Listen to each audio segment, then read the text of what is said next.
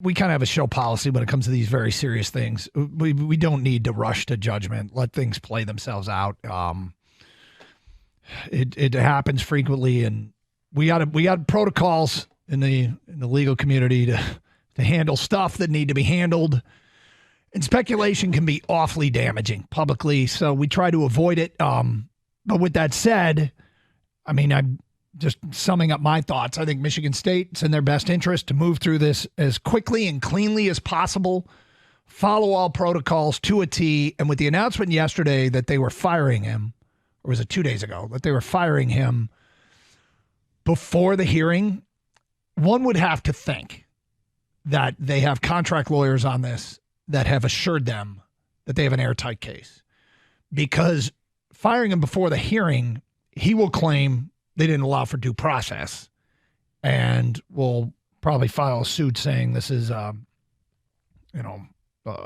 wrongful termination. So, again, you have to trust that the powers that be have this thing, have an airtight case against them. Yeah, I would certainly hope so. And I do have concerns about this case, but yeah, let it play out. The thought of, they fired him because the story came out, and the story coming out causes the embarrassment to the university, which triggers in that clause in the contract, which allows them to fire him. Moral turpitude? Yeah, whatever that is. Too much turpitude. Too much turpitude?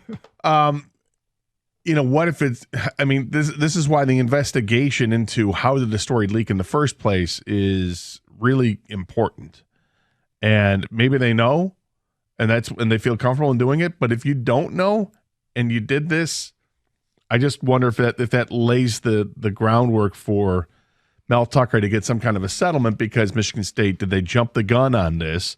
Because what if it comes out that the leak came from within Michigan State's athletic program? Just for sake of argument. It could have come from, what if it came from Mel's camp? What if it came from Brenda Tracy's camp? I don't know, but you have to leave open possibilities. And if it was, somehow came out from Michigan State, well, then that's, you're shooting yourselves in the foot. So I don't know. Let it play out. Well, there's more to happen. I think Mel deserves to have his voice heard. Whether it's going to change any minds or not, I don't know.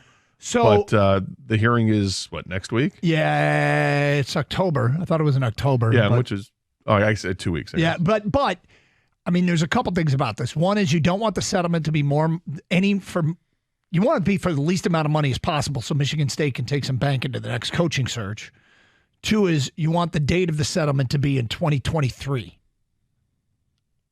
Like that you want a quick resolution and as cheap as possible resolution. I don't know what Mel's going to go after. It's clearly he's going to go after as much as he can get, because this is his last money cannon job. Like, he's not going to get not likely to get another head coaching job with that kind of contract. He might get a position coaching job somewhere, maybe the NFL, but this. I think he'll definitely have a coaching job. Right? Depending on the outcome, it could hurt his employability moving forward. So he's going to try and get whatever he can.